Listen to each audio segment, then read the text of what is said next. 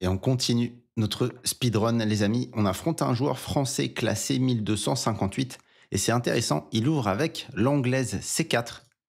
Et là, pour rester fidèle au répertoire du club, je joue E6 et on va essayer sur D4 de transposer dans un Magnus Queen's Gambit. Mon adversaire joue cavalier C3 et donc on va jouer ici D5. C'est très important cet ordre de coup pour pas se faire piéger. Mon adversaire prend en D5. Évidemment, on récupère du pion, on ne va pas donner la dame. Et on s'attendait plutôt au coup D4 pour mettre un pion au centre. Et après D4, on aurait transposé dans une structure Carlsbad, ce qui est notre répertoire contre le gambit dame. Mais notre adversaire joue un coup un peu étrange, E3. Bon, très bien. Comment vous continueriez ici?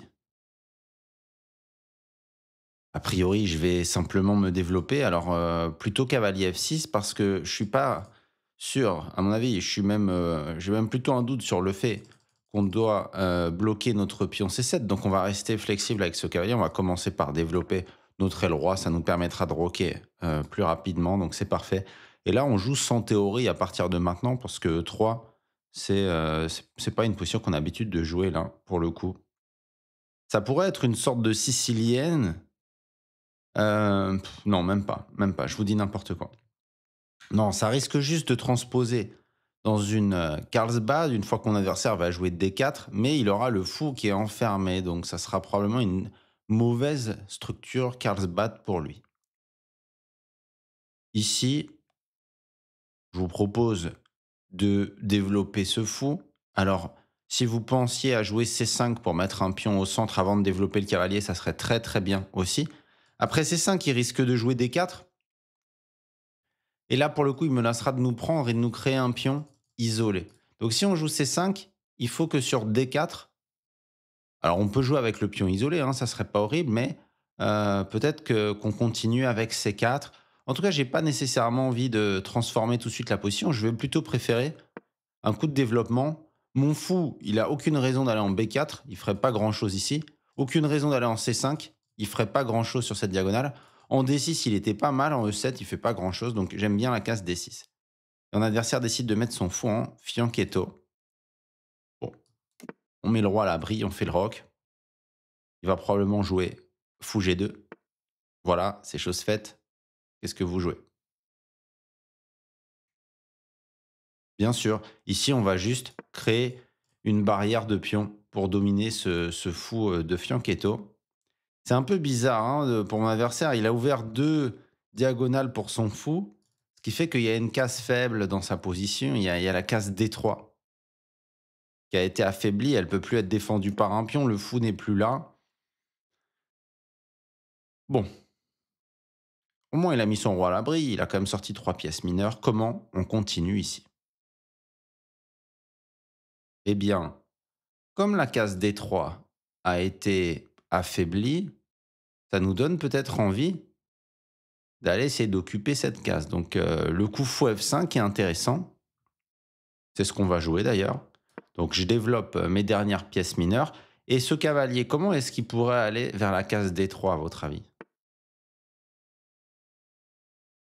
Alors là, mon adversaire a transformé la structure. Il vient de jouer D4. OK. Donc, résultat des courses, on a bien une structure Carlsbad. Vous la reconnaissez comme vous voulez. Les blancs peuvent envoyer l'attaque de minorité. Les noirs ont l'avant-poste ici. Vous pouvez reconnaître les deux montagnes qui se font face. On a cette structure Carlsbad. Et dans la Carlsbad, il y a des choses qu'on sait. Déjà, une Carlsbad avec le fou bloqué dans la chaîne de pions, c'est une mauvaise nouvelle pour les blancs. Deuxième mauvaise nouvelle pour les blancs, une Carlsbad avec un fou en fianchetto qui tape dans ce mur, dans cette montagne, c'est une deuxième mauvaise nouvelle pour les blancs. Et on a une bonne nouvelle pour les noirs, c'est que souvent c'est ce fou qui est pas très bon dans la Carlsbad, mais là, il a été développé avec grand succès. Très bien. Donc dans la Carlsbad, en général, le plan des noirs, le plan des blancs, ça va être d'envoyer une attaque de minorité, essayer de nous créer un pion faible ou des pions faibles sur l'aile dame et de nous attaquer. Le plan des noirs, au vu de la chaîne de pions qui est braquée sur le roi blanc et de l'avantage d'espace que cette structure nous procure sur l'aile roi, notamment avec la case 4, ça va être d'attaquer sur le roi blanc. je vais commencer à disposer mes pièces pour attaquer sur le roi. Alors souvent la tour elle est très bien placée parce qu'elle est sur la colonne semi-ouverte. Donc je place déjà ma tour en E8. Ce cavalier, je vois 2 options. Ce cavalier, je vois 2 options. La première option, c'est simplement de le mettre en D7. Celui-là ira peut-être sur l'avant-poste et celui-là viendra soutenir ici. C'est le plus simple. Et l'autre option, c'était peut-être d'aller en A6 pour menacer d'aller par là. Mais comme il vient de jouer à A3 et qu'il nous a pris la case B4, et c'est un bon coup à 3 parce qu'il prépare son expansion ici, alors ça fait sens de ne pas mettre le cavalier en A6 et d'aller plutôt par là. Maintenant, quelle est la question que je dois me poser après A3? J'ai compris ce que voulait faire mon adversaire. Il prépare son attaque de minorité. La question que je dois me poser ici, c'est est-ce que je veux jouer A5 pour l'empêcher justement d'avancer ses pions? Et A5 dans la Carlsbad, c'est toujours une question pas évidente, mais euh, je vous propose de ne pas le jouer. Je vous propose de continuer simplement notre plan. Alors A5, il aurait pas pu jouer tour B1 pour envoyer B4 puisqu'on contrôle avec le fou, donc ça aurait été quand même plutôt pertinent. Alors, il fait B4. Donc là, il veut peut-être faire B5 a priori. Par contre, à votre avis, qu'est-ce qu'on va jouer ici? Alors A5 tout à l'heure, c'était un bon coup, hein. Hem, Là, il veut peut-être faire B5 et après prendre et il va nous créer un pion arriéré, il aura quelques atouts. Alors là, je vais jouer A6 pour l'empêcher de jouer B5 et remarquez que il a du mal à jouer A4 pour insister sur B5 parce que sur A4, qu'est-ce qu'il y aurait? Très bien, il y aurait fou prend en B4. Donc ça nous rappelle notre Magnus Queen's Gambit, cette structure-là.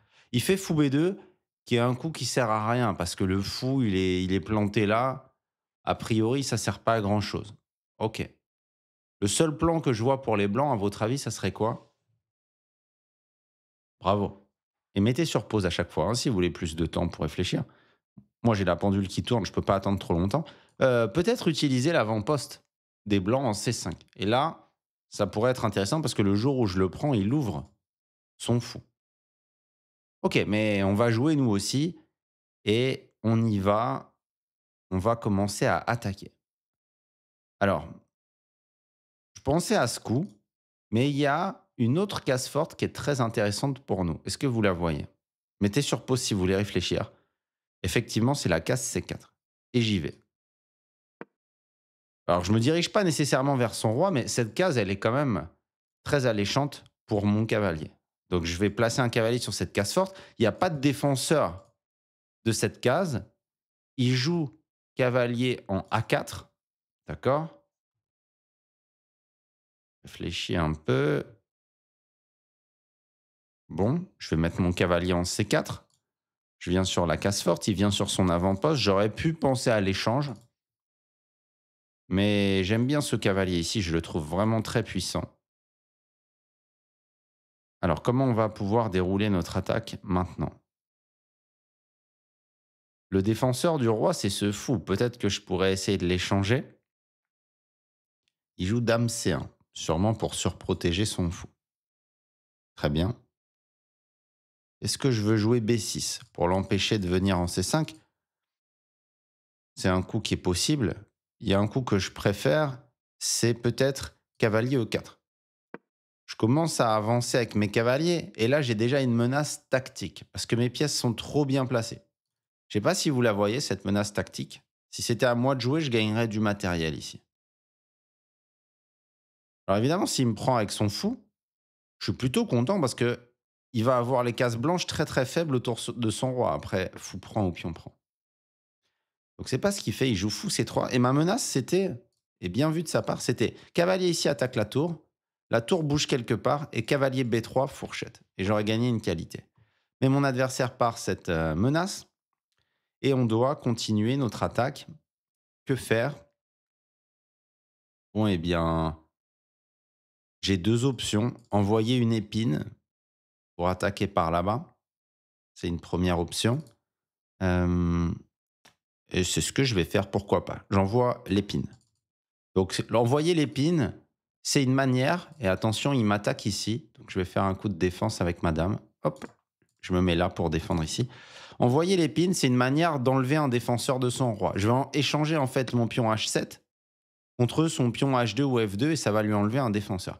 Donc il prend ici, avec quoi vous reprenez? Très bien. On reprend avec le fou pour essayer de lui enlever un des défenseurs très importants de son roi. Et en toile de fond, ce qu'on ne doit pas oublier, c'est ça. Il a un fou qui est très mauvais dans cette position. Donc même si notre attaque, c'est pas mat immédiatement, dans tous les cas, avec ce très mauvais fou sur l'échiquier, c'est comme si les blancs avaient une pièce de moins. On peut jamais être moins bien. Je pense que là, il peut pas vraiment faire F3 pour quelle raison? Oui, dès lors qu'il fait F3, il affaiblit gravement E3. Très bien. Il se crée un pion arriéré sur notre colonne ouverte. Donc F3, il n'a pas envie. S'il prend, à votre avis, voilà, je prends de quoi? Bien joué. De la dame. Pour pouvoir garder un soutien pour mon très fort cavalier. Et il propose l'échange des dames. Bien joué, franchement, il se défend bien. Pour quel échange de pièces on joue? Est-ce que je dois échanger les dames ou non? Bien sûr, la réponse c'est non. Je suis en train d'attaquer son roi qui est faible, je garde les dames. En plus, sa dame n'est pas très bien placée. Elle ne peut pas pénétrer dans mon camp. Moi, ma dame est très bien placée. Elle a du mal à se faire attaquer.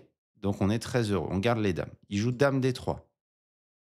Je vois pas trop où il veut en venir. Je continue à envoyer mon épine. Et vous commencez à comprendre le plan de l'épine. Par exemple, je menace ici H3, suivi de dame G2 et échec et mat. S'il prend, il ouvre mon fou. Commencez à percevoir à quoi ça peut servir cette épine. Donc là, il est très embêté. Évidemment, si je veux ramener un attaquant de plus à l'attaque, quelle manœuvre je pourrais effectuer? C'était à moi de jouer. Bien sûr, je ferais H3, mais si je voulais ramener un attaquant, voilà, je pourrais coulisser aussi ma tour comme ça. Une manœuvre qu'on a déjà vue et qu'il ne faut pas oublier. Mais a priori, on a une pièce, deux pièces, trois pièces à l'attaque. Je compte même le cavalier qui est dans les parages.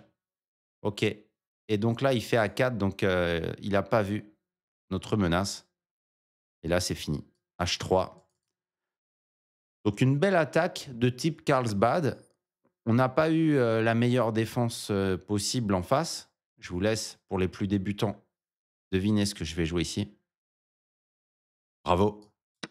On élimine le défenseur de G2 et on fait mat au prochain coup.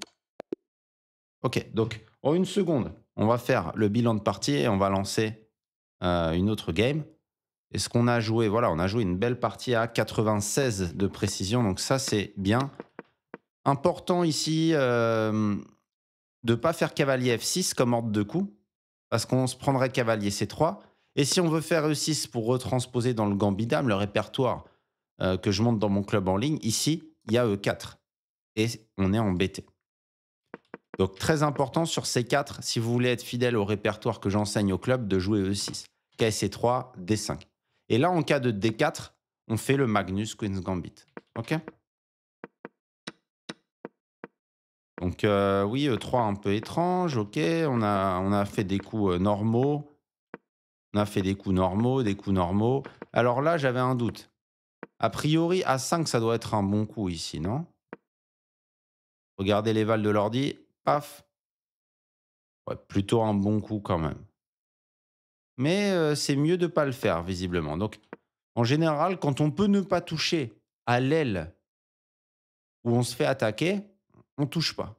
Sauf si on bloque définitivement l'attaque adverse, c'est pas le cas ici. Donc là, vous voyez, même A6 n'était pas nécessairement... Bon, moi j'aime bien A6, je trouve que c'est très logique. L'ordinateur pointe B5 pour aller mettre le cavalier en C4. Et B5, ça a le mérite d'interdire le cavalier de venir vers C5. Donc c'était un fort coup, B5 ici. Très thématique. On se crée cette case forte et on empêche en plus le cavalier de venir sur cette case. Donc c'était vraiment très fort. Ça anéantissait deux pièces de l'adversaire.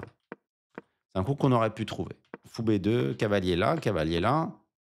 On met le cavalier en E4. Vous voyez, depuis tout à l'heure, l'ordi veut envoyer l'épine. Hein. Il veut l'envoyer très tôt et on a fini par l'envoyer. Donc à retenir cette épine dans cette position Carlsbad parce que c'est peut-être pas si simple de voir comment on attaque. Si je fais dame D7 pour faire fou H3, il y a le cavalier. Ah non, pardon, c'est contrôlé. Donc peut-être dame D7, c'est un plan aussi que vous pouvez avoir pour aller éliminer un défenseur du roi. Mais j'aime bien H5. Dame E7, évidemment, il faut qu'on défende quand même ce pion. La dame, souvent dans la Carlsbad, elle est bien en E7. C'est la case. Une tour en E8, une dame en E7. C'est pas mal. Donc il a pris, on élimine le défenseur. On garde les dames évidemment et H4 et c'est déjà terminé. Ok, donc une très bonne partie sur la Carlsbad. Et je vous propose de continuer. Cette fois, on a les blancs. On joue encore un français et on envoie D4. Il joue D5. Là, pour les gens qui regardent sur YouTube ou sur les autres réseaux, je joue le répertoire de mon club en ligne. Si vous voulez l'apprendre, n'hésitez pas à nous rejoindre au club. Je joue le Gambit Dame. Et il fait le Gambit Dame accepté. Et donc là, le coup qu'on joue, souvenez-vous, c'est E4. Je profite du fait que son pion n'est plus là, je mets mes deux pions au centre et je veux regagner ce pion. Maintenant, il joue un coup qu'on n'a jamais rencontré dans le speedrun. Il joue cavalier F6. Cavalier F6, c'est intéressant parce que si on mange ce pion, lui, il contre-attaque ici. C'est pas il contre-attaque, d'ailleurs, il mange en E4. Donc, qu'est-ce qu'on fait à votre avis? Et dans cette position, souvenez-vous, il y a vraiment deux coups de cavalier possibles. On a déjà rencontré cavalier C6. On avait joué cavalier F3. Mais sur cavalier F6, moyen mémotechnique, on pousse E5. Parce que le cavalier, il vient pas se connecter avec ce pion. Dans l'autre cas de figure, l'autre coup de cavalier, si on fait D5, le cavalier, il se connecte et il vient défendre le pion. Mais donc là, l'autre cavalier, paf, on attaque et le cavalier n'est pas connecté avec le pion C4. Du coup, qu'est-ce qu'on joue ici? Très bien. Maintenant, on peut recapturer notre pion. On n'a même pas de pion en moins. On a un beau centre. Et on a l'avantage d'espace. On est très heureux. Pion C6, il fait pour défendre son cavalier. Qu'est-ce que vous jouez? Oui, j'ai l'impression qu'il y a pas mal de coups possibles ici. Cavalier C3, si vous voulez jouer ça, c'est bien. Cavalier F3, si vous voulez jouer ça, c'est bien. Alors, on va faire un coup malin ici. On va pas faire cavalier F3. Parce que lui, son prochain coup, si vous regardez sa position à lui, son prochain coup, c'est quoi? Son prochain coup, si on fait cavalier F3, il va sortir son fou pour se mettre le pion ici. Donc, on va attendre un peu et voir si voilà, il veut choisir la case F5 avec son fou. Voilà, c'est ce qu'il fait. Et du coup, maintenant et seulement maintenant, je fais cavalier F3. Et du coup, je ne me suis pas fait clouer. Donc, a priori, je suis plutôt content. Alors, j'ai juste pas fait très attention à cavalier B4. Est-ce que cavalier B4 menace la fourchette? C'était un bon coup. Euh, a priori, j'aurais dû regarder quand même, mais sur cavalier B4, j'imagine qu'on pouvait faire roc. Et s'il fait cavalier C2, j'imagine qu'on pouvait faire tour B1 et tout va bien. Mais ça aurait dû être calculé en amont. J'ai joué un peu vite ici. Cavalier F3, il fait pion H6. D'accord. Qu'est-ce que vous voulez jouer là? Là, je regarde les coups forcés. Et souvent, dans ces positions de gambit dame, dès que le fou est sorti ici, ça peut nous donner des velléités de mettre la dame en B3 et d'attaquer B7, qui a été abandonné. C'est un thème souvent assez intéressant. Et là, en plus, après dame B3, je vois que je menace aussi de gagner un pion ici parce que le cavalier, je l'attaque 3 fois. Donc, qu'est-ce qu'il va faire sur dame B3, en fait? Je ne sais pas trop. Dame B3, qu'est-ce qu'il pourrait faire? J'ai un peu du mal à voir comment il va défendre. Alors, on y va. Pour l'instant, on est à 1200-1300. Je ne vous montre pas quelles ressources adverses je regarde. On fait des coups comme si on était 1200-1300. J'ai regardé dame B6, j'ai calculé cavalier prend D5, sur pion prend, pion prend, fou prend, si dame prend KC7 intermédiaire ou peut-être cavalier F6. Toutes ces explications-là qui sont plus poussées, et n'ayez pas peur, c'est normal. Euh, on les verra un peu plus tard dans le speedrun quand on montrera le Hello. Pour l'instant, on reste sur des choses simples, mais simple c'est bien aussi. Hein. Simple c'est bien. Alors E6. Il défend son cavalier, mais du coup, est-ce que je gagne pas ici, moi? J'ai l'impression que oui. Alors qu'est-ce qu'il pourrait faire sur dame prend? J'attaque la tour quand même. Est-ce qu'il peut m'enfermer la dame avec cavalier B6? Peut-être, mais je vois pas comment il m'attaquera la dame par la suite. Donc dame B7, cavalier B6, il attaque mon fou. Mettons que je recule mon fou en B3 ou en E2. On a gagné quand même un pion. Mettons qu'il se développe. J'ai l'impression que je suis pas enfermé avec ma dame. En fait, ma dame, elle est peut-être enfermée, mais je vois pas comment il peut me l'attaquer. Donc je pense que je vais y aller. J'y vais. Donc soyez très attentifs quand votre adversaire il sort son fou comme ça dans les positions de gambit-dame. Vu que le pion il a avancé là, la dame peut sortir là et le pion B7 peut devenir faible. Donc mon adversaire il joue cavalier D7. Et là, qu'est-ce que vous feriez à ma place? Bon, attention, si je prends là, bien sûr, c'est ce que j'ai envie de faire, mais je vois un signal faible. Là, je suis aligné sur la colonne C. Si je prends là, il peut peut-être jouer tour en C8, en filade. Mettons, je recule ma dame ici. Et là, il peut me faire cavalier B6 fourchette. Et je vais perdre une pièce. Ok. Alors là, je vais pas. Alors, je peux regarder ce coup forcé. Cavalier prend en D5. Mais en fait, là, ça viole un peu les principes. Il va faire pion prend.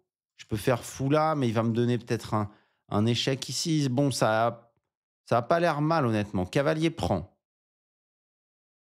Là, peut-être je devrais juste respecter les principes et faire rock et tout va bien. Mais c'est vrai que cavalier prend, je peux le regarder quand même. Ce coup, c'est un coup forcé. S'il fait ce pion prend, il a une structure un peu pourrie une fois que je recule mon fou. D'accord. Et puis sur tour B8, dame bouche, fou échec, j'aurais fou des deux. Bon, mais c'est très concret. Je dirais que pour notre niveau actuel, comme je disais, rock, c'est un très bon coup. Je m'attends à ce qu'à 1300, vous fassiez ce coup et je pense que c'est peut-être le meilleur coup d'ailleurs. Mais il y avait un argument quand même pour cavalier prend, pour les joueurs plus avancés, avec l'idée pion prend, fou B5. Et il y a plus de tour B8 à cause de fou prend, D7 échec, dame prend B8. Mais notre adversaire joue dame B8. Très étonnant. Pourquoi?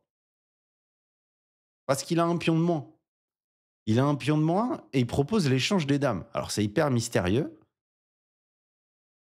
Parce que juste si on échange, bah, on a un pion de plus, voilà. Mais en fait, il y a même ce pion-là que je peux manger et il y a plus d'enfilade vu qu'il a bloqué sa tour. D'ailleurs, je pense que je vais prendre ce pion, hein. Pourquoi pas? Qu'est-ce qu'il veut me faire? Cavalier B4? Je recule. Ah, fou C2? Je me ferais, enfermer peut-être un peu la dame? OK. Alors on va jouer simple. Dame prend, j'ai peut-être peur de cavalier B4. Dame B5 pour proposer l'échange des dames. A l'air bien. Allez. Cavalier B4, dame B5, propose l'échange des dames avec 2 pions de plus cette fois. Je signe. Il continue. Alors je sais pas, où est-ce qu'il a appris ce principe d'échanger les dames quand il a du matériel en moins. Il a peut-être peur de ma dame là qui l'inquiète. Qu'est-ce que vous joueriez à ma place? Et oui, là les amis, si je calcule les lignes forcées, je fais échange des dames sur échec. Mince, j'ai mal calculé, je me suis relâché. Là, je pensais cavalier prend. J'aurais dû faire dans l'autre sens, non? Non, ça marche pas. Là, je pensais cavalier prend, pion prend, fou prend, on a 3 pions de plus. Mais cavalier prend, il a peut-être tour prend. Mais je vais le faire quand même et je vous laisse réfléchir à ce que j'ai vu sur tour prend. Bon, alors, il voit pas. Je m'attendais à tour prend et sur tour prend, on avait cavalier E3. Fourchette, la tour et le fou. Il bouge la tour, on élimine ce fou, on a 2 pions de plus, on a éliminé une très forte pièce à lui, on est gagnant. Mais il prend en D5, bah écoutez, on prend et là, c'est 3 pions de plus. Donc c'est vraiment énorme. Allez, maintenant la phase technique, en 2 minutes à la pendule, comment convertir cette position? Il attaque le fou, où est-ce que je vais? Bien sûr, à 2 cases du cavalier pour le dominer avec mon fou. Ça, c'est la routine. Qu'est-ce qu'on fait maintenant? Très bien. On pourrait se développer, mais en fait, on a un pion passé ici et il peut avancer et il va gêner les noirs. Donc, j'aurais pu me développer, ça aurait été bien. Je ne peux pas être bloqué de toute façon, mais je préfère vraiment, regardez, prendre de l'espace et pousser mon pion passé et ça le met complètement sur la défensive. Donc ça, c'est parfait. Maintenant, on va évidemment développer ce fou. Je pourrais le mettre en E3 ou en F4. Les deux sont bien. Je vais mettre en E3 là pour cibler par là. Ensuite, essayez de deviner à chaque fois ce que je vais jouer. Qui fait fou D7, très bien.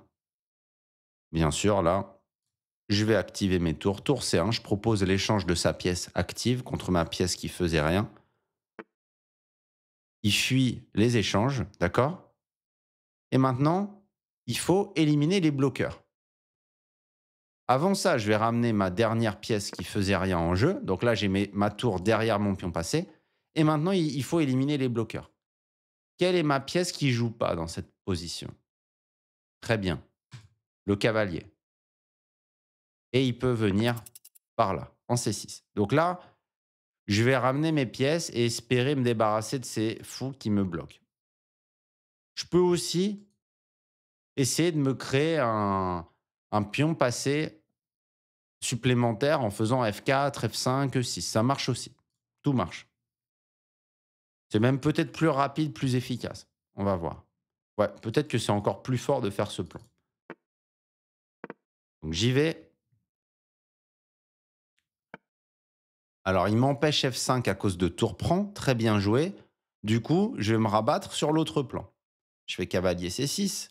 Je fais une fourchette ici. Il prend et ça y est. J'ai éliminé un bloqueur du pion. OK. Mais il en met un autre. Très bien. Bon, le problème, c'est que il me donne encore un pion ici. Donc je le prends. J'ai encore un pion passé par là-bas. Attention, je replie mon fou, évidemment. Je vais mettre mon fou à 2 cases du cavalier. Ça bouge pas pour le dominer.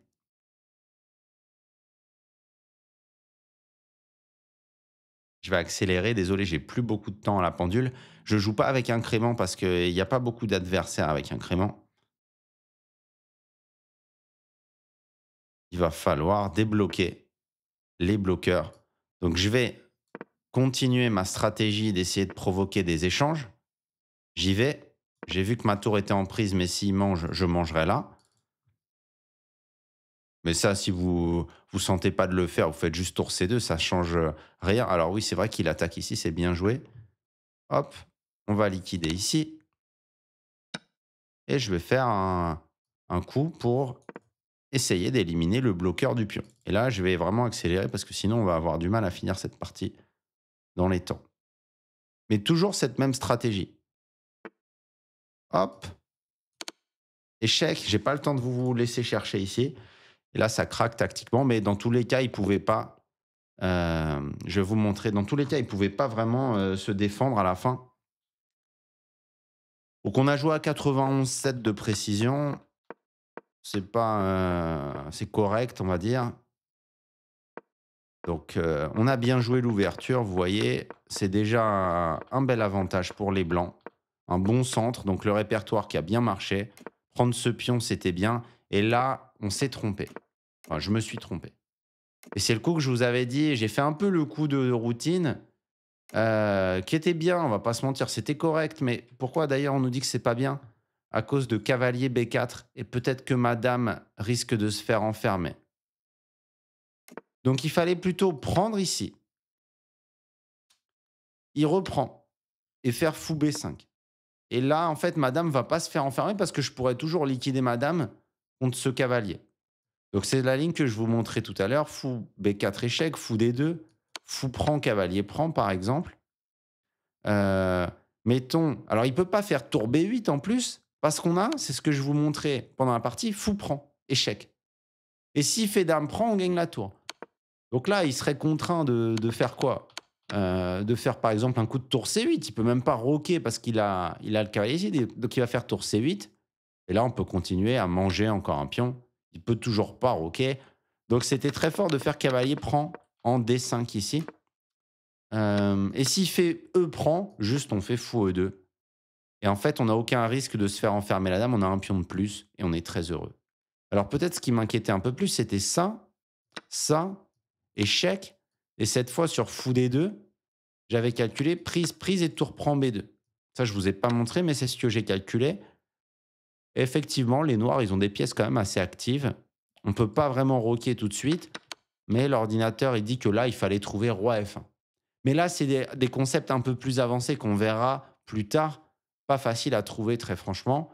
Mais en gros, on a du matériel en plus. On a la dame qui va venir là. Le roi, on va lui trouver un abri par là. Et tout va bien. OK. Sur la suite de la partie,